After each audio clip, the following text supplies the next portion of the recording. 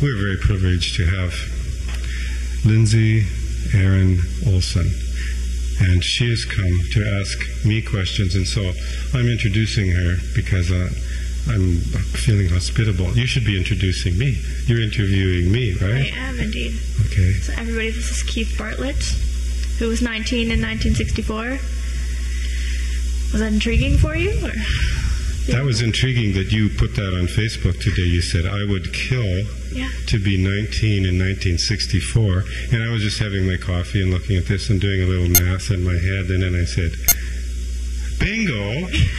So why don't you come down and I will tell you my stories. Yeah. I'll tell you stories about being a young psychedelic dog. Yeah. Well, for one, did you imagine doing what you did now when you were 19? Where did you think you would be? I was a musician, and that's what I was doing.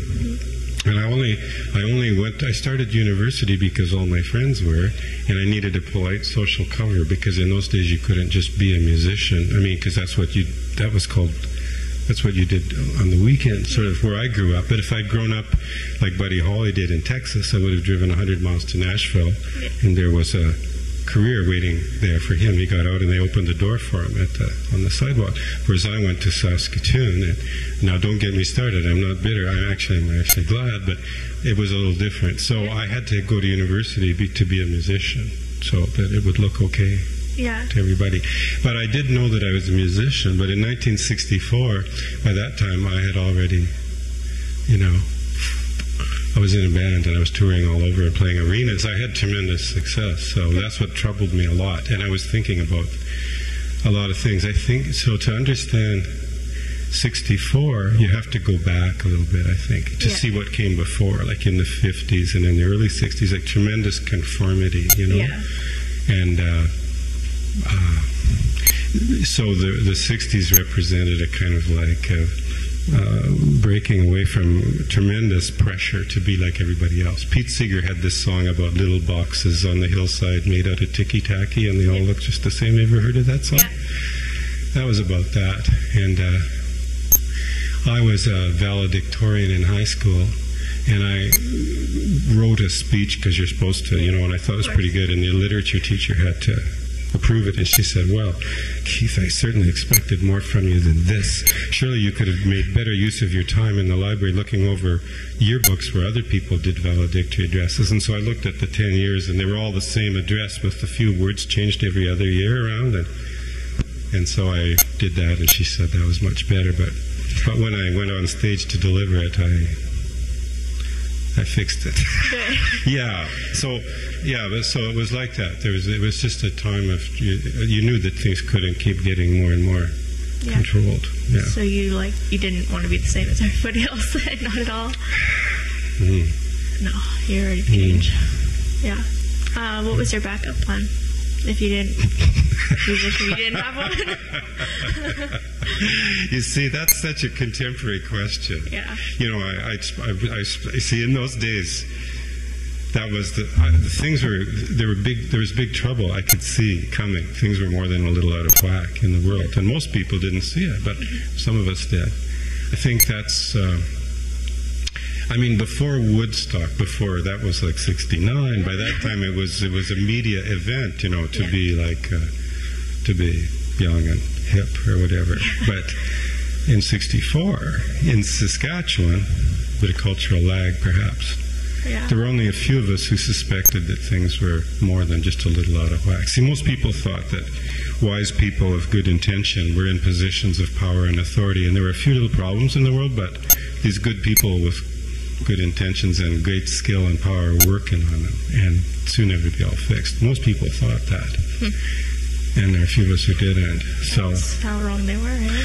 Well, I remember when John F. Kennedy got shot, and he was the great white hope for the Western world, because it was like Camelot there, and everything thought that the whole world would become better until he got shot. I came out of Philosophy 101 at the university because I was a student pretending to be a student. Well, I was actually a musician by night, and by day a student, and there was a sound car on the grass, and someone was yelling down the hallways of the arts building saying, Kennedy's been hit, or whatever. So you go out and you hear this sound car. And that was just the first of woes, because then there was Martin Luther King, and he was another great hope for the black folk. And then there was Robert Kennedy Jr., who was a great hope for people who hoped for justice. So there were those catastrophes by 1969, by Woodstock, which had disenchanted everybody. But 64, that's the period you were interested in, because the Beatles came along. Yes. And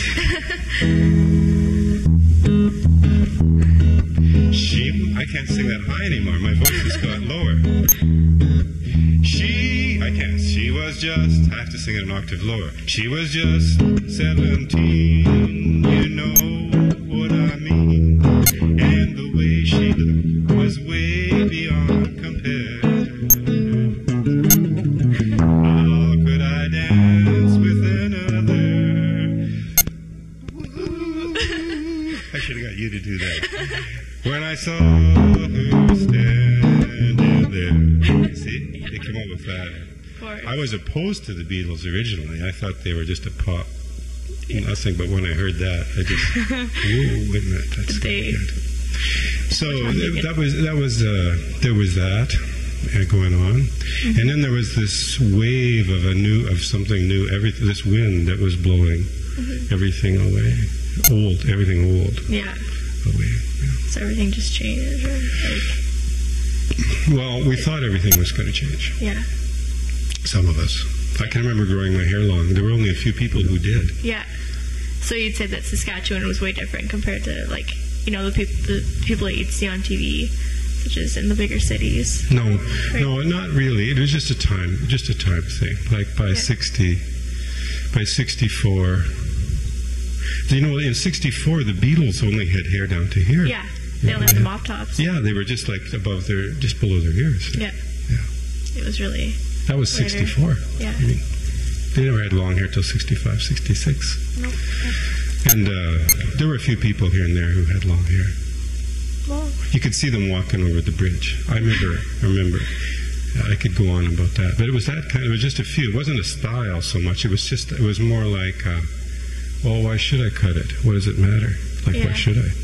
It wasn't like, I think I'll wear my hair long and get lots of chicks or something. Like, it wasn't. In fact, it was so wrong that that if you were buying gum at the store, everybody would move away from you, including the cashier, like if you had long hair. Really? Oh, yeah. It was like people would be mad at you. Maybe because you looked like they thought Jesus looked and they thought you were being sacrilegious or something. I don't know. It was a rebellion stage, or... People would move away from you, so it wasn't a groovy thing to do. It was like, but it was sort of the kind of thing you do because you just thought, well, gee, there's a lot of things happening. I don't see why whether I cut my hair or not is going to make a lot of difference. Like, yeah. But that did definitely start a trend. It did. And the Beatles helped that. Yeah, they did. As their hair got longer, everybody's hair got longer. Their mustaches and beards. And yeah. Which musical people did you really listen to and look up to when you were a musician back then? And the Beatles was just that fun rock and roll. Plus the thing that was going on between them, it was pretty clear that that they were more together than each of them was individually. Yeah. Like there was that thing about unity, like what they could do together was just tremendous. Yeah, for sure. And so that was one thing.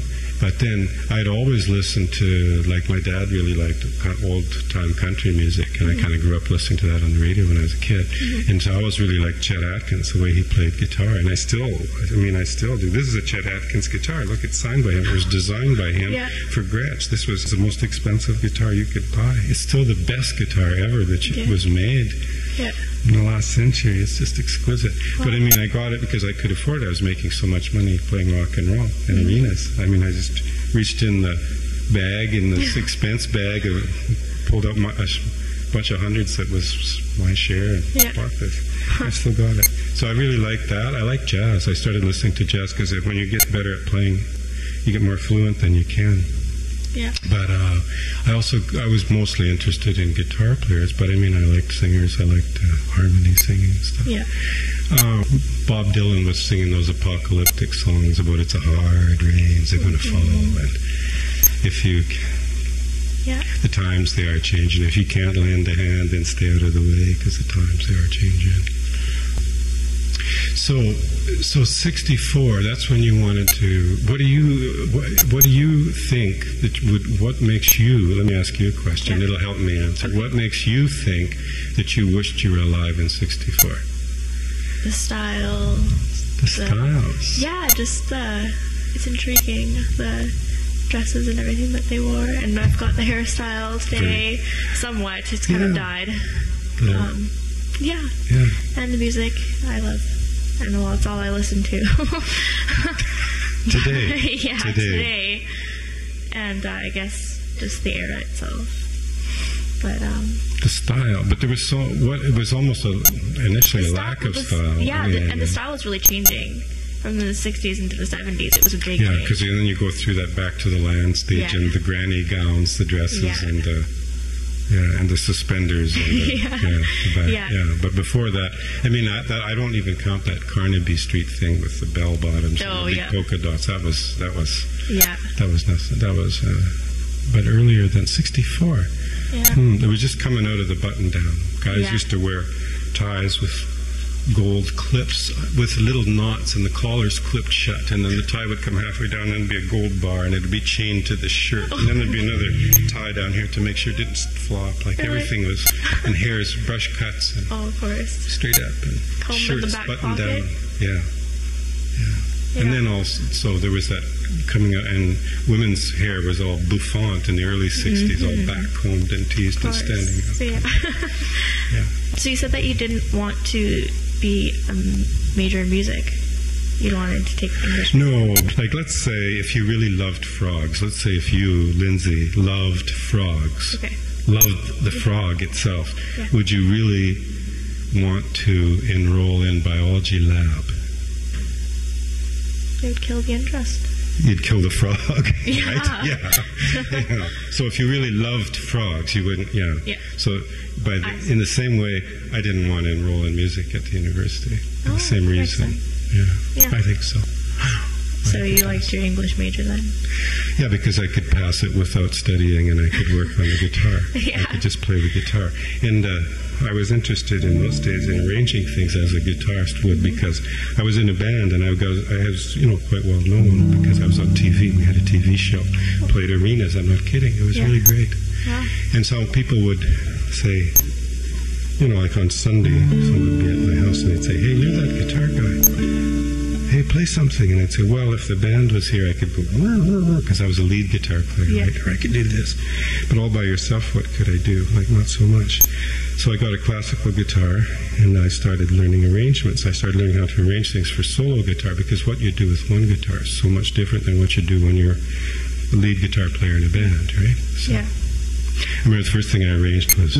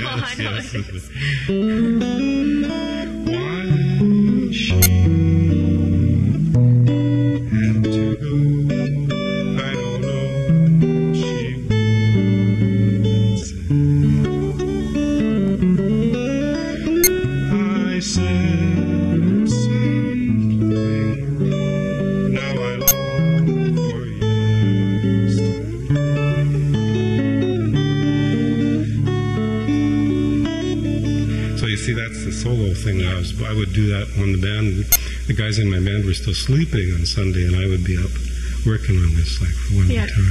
So you wrote a lot of the arrangements for the band then? I guess so, because somebody has to tell everybody what to do.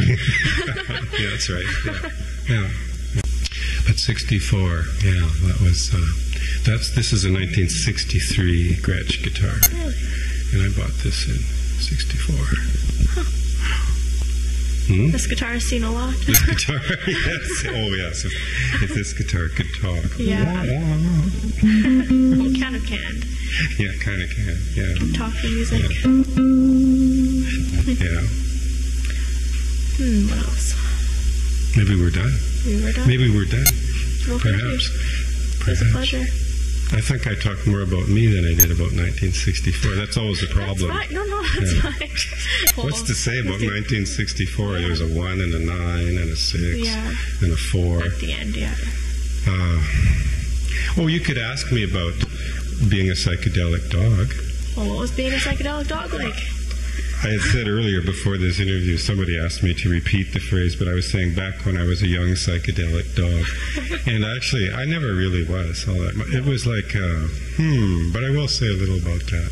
Sure. I will say that there was this wave of new things coming down the tubes, it seemed like it was, and everything seemed to be sweeping everything that was old away, and it was so hard, everything that was old, because it was so repressed, and so it seemed like a good thing. Yeah. People experimented with psychedelic drugs for a lot of different reasons. And this is, I was thinking about this today when we were going to do this interview, and I was trying to remember what would be interesting about that. In hindsight, I can see now that, for some people, they would put anything in their body that would make them altered. So it was like getting drunk, like if you love to get drunk and falling down and oblivious, then some people would seek to do that using any substance they could get a hold of. And so whatever the drugs were, they would do it for that reason. Yeah. Other people decided that things like, smoking marijuana was good for sensual elevation. So, for instance, musicians would think they could hear better, and the notes were better, or they could touch another person and the skin would be softer in their senses, or they could put something in their mouth like popcorn and it would taste better, and so it was like a sensual, or colors, like would appear brighter, more blue, more green. I'm looking at those lights. So some people were in it for sensual enhancement, and other people were out on a kind of spiritual quest, But before I get to that, I would say that there were other people who did it sheerly for the sheer criminality of it. It was really different. It's the difference between Regina and Saskatoon. Yeah. Different head scene, as this guy explained to me from Regina, who took a look around Saskatoon and decided that they're all a bunch of airy fairies, because they were all aesthetes. They were like musicians and painters who were doing psychedelic drugs, and they were on some kind of mystical quest, whereas the people in Regina were just hardcore criminals. Like, when you bought drugs, you would also buy a ripped-off Sony tape recorder, and the drug dealers were also dealing in stolen dime watches and jewelry and hardware and criminals stuff. Indeed. It was like that was the scene. That was the scene in Regina. It was like criminality, and drug use was part of illicit behavior. That was the attraction. So that's interesting, because people vary, you see, and the reasons why people do things vary. So to try to pigeonhole a person or even a period of time and say it was all about this, well, no, it was about a lot of things. Yeah. But it's very interesting that time in the 60s was a time of great optimism and great hope in the future, and great reevaluation of everything, and great introspection and great thought and lofty goals. The last rays of the setting sun of Western civilization. Isn't that beautiful? The 60s. Yeah. That flash of what I refer to, that psychedelic great hope and optimism. Yeah. But lest that sound too gloomy, the good news is that Western civilization really has to die so that a new civilization can be born, and it's a world civilization, and it involves everyone. Like, everybody can't become North Americans, for instance. Like, so a new civilization has to be born where all people can live as brothers in one, and the Chinese, the billions of them, and everybody like as one. So, but that was an interesting take on, I thought, on what the 60s was all about. Like that's why I was interested in why you thought it was an interesting time. You say the fashions, you look beautiful, you look just like, like a girl in the 60s used to look. But I suspect it's more than just the fashion. There's something behind it, what it represented. So. Yeah. So anyway, I thought I'd share that with you because that's kind of what it represented. Yeah. It was a hard time came after, and a hard rain's going to fall, as Bob Dylan said, because, some things have to pass away so that something other can be born, something new. Yeah. Exactly. Now are we done? We can Thank you so much for asking. Thank you.